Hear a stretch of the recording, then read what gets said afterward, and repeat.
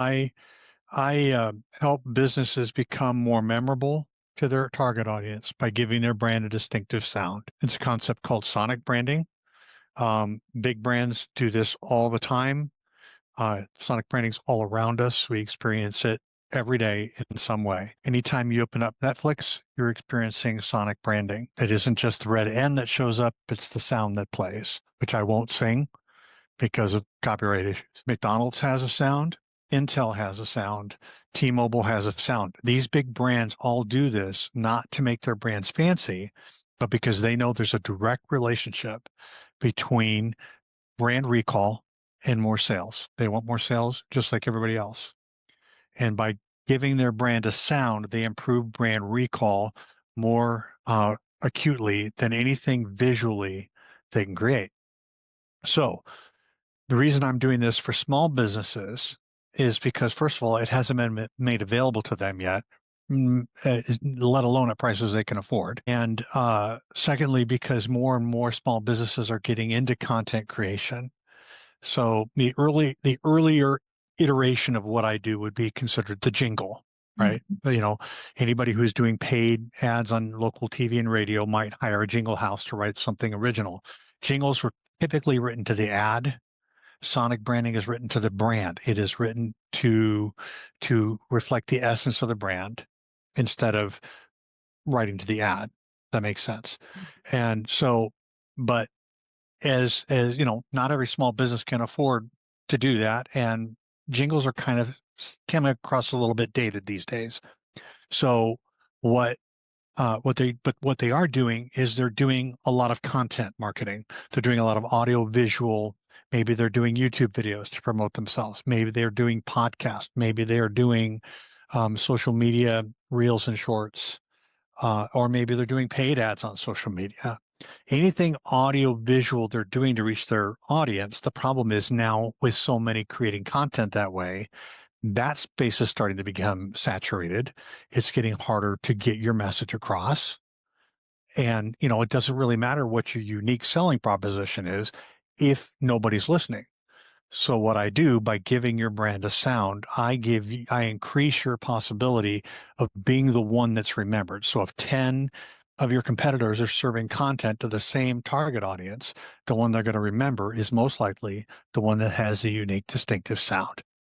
So that's why I do this now for small businesses, because they have more of a use for it. And I do it at rates that they can afford so that they can improve their memorability. You know, studies say brand recall improves by about up to 98% with the use of sonic branding. I actually have been in marketing for a while, first as a content writer, and then I started my own marketing agency. I was looking for a niche, and it just so happened I had an existing client of mine, a wood flooring company in Oklahoma, reach out to me because they were going to open a new office in a new market, and because they were an established company, but they didn't have any real presence in that new city. They decided to take out a TV ad locally, and they knew I was a composer, so they asked me to write the music for it. I took it as a gig, but I thought, you know, these are friends of mine. I don't want to just write to the ad. I want to write to the brand. I want to give them something they can use for the next 10 years. So that's what I did. I wrote to the brand, not putting it quite together at the time that what I was doing was sonic branding. So I did that. I gave it to them. 6 months later, they got back to me and they said, Jeff, we have gone from zero brand visibility to top of mind in local polling, and we've made $500,000 in revenue in that 6 month period. And so that's when I'm like, okay, this is something that I can do. And I looked around and nobody else was serving the small business market. So I niched down to that. At first I added it as like, this is my specialty. And then as I got more into it and realized how much more good I could do instead of competing with other digital marketing agencies, I basically started niching down. And so that this is pretty much all I do. I can partner with other agencies if somebody needs the paid ads and all that. But I'm really a good referral partner for marketing agencies because chances are they're not offering this to their customers. I have a background in composition. I've been a composer for 30 plus years. I won't tell you how much longer than 30. But I've been scoring for film and TV for the past 10 or so years. And doing that and then content writing, I always felt like I had two parallel businesses that were competing for my time and attention. So this has always been going on as part of my life. And then that was kind of how it pieced together. And this event and this incident kind of enabled me to put those two tracks together so that now then instead of doing composing on one side and marketing on the other, I'm really doing both through the same concept, using music and sound to help people improve their marketing efficiency. That's really interesting. So what advice would you give to somebody who is thinking about either going into this, what did you call it, sound branding, Sonic branding. sonic branding, or someone who is thinking about using your services? Well, first of all, the people who, if I'll just do this as a qualifier. If you are doing good business by just networking and referrals, then you don't need me. There's no reason to invest the money to do a brand sound if you're not doing anything audio visual to promote yourself. But those tools are very helpful to grow and scale a business. If you're going to, if you want to do that, then you're going to need to graduate from just getting leads on a handshake and networking to getting cold leads and learning how to warm them up. And that's what we're doing when we do any kind of marketing effectively. So content marketing is a great way to do that. If you're going to do content marketing, I highly recommend getting your brand a unique, distinctive sound. This question comes up already now that since in the age of AI, I highly do not recommend having AI do your sonic branding for you. And the reason is very simple. This is intellectual property. It needs to be protected, and by law, anything that AI generates is public domain. You can't protect it. So you can you don't want to do that because somebody could take it, dilute your brand, and there wouldn't be anything you can do about it. So I don't recommend that. But I do recommend giving your brand a distinctive original sound if you're going to do any kind of content marketing, because it is the way to give your brand an advantage in what is already becoming a very competitive space.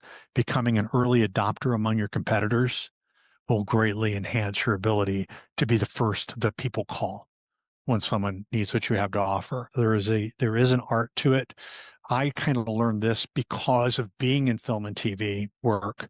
I know how to help use music to help tell a story. And that's kind of the key. Not every musician is a good film composer. Because you have to do more than just create good music. You have to create music around a story. You have to learn how to bring out emotions that aren't being spoken. The same thing happens when you're doing sonic branding for a business. Even if you're just doing a 1 to 4 second clip of music, you still have emotion that you can convey about that brand. You're still being part of telling that brand story. And so that's a skill that comes over time and learning how to work with media.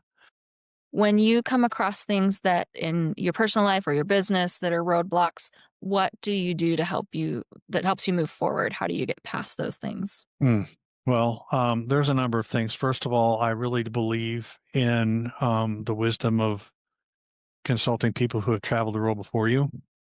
And so one of the best things I did when I got started was hire a sales coach so that I could learn how to message this in a way that people could understand it in a quick amount of time. That was a roadblock when I got started. So I will go to coaches if I need to. I will study. And I will, if it's just a sense of direction, I'm a person of faith and I'll pray Mhm. and ask for guidance. So those are the things that I will do to try to get over a roadblock.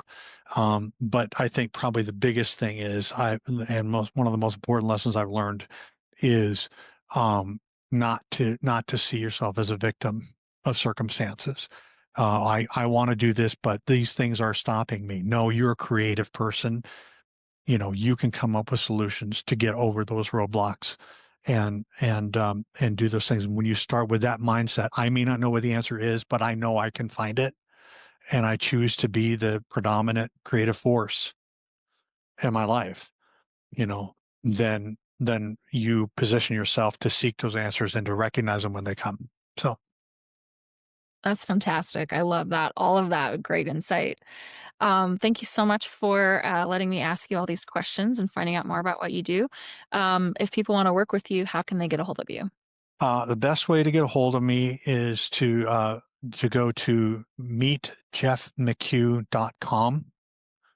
There's a little intro video there if they're interested in learning more about how this can help their business. I give away a free 1 hour strategy session, and they can book it right from that page.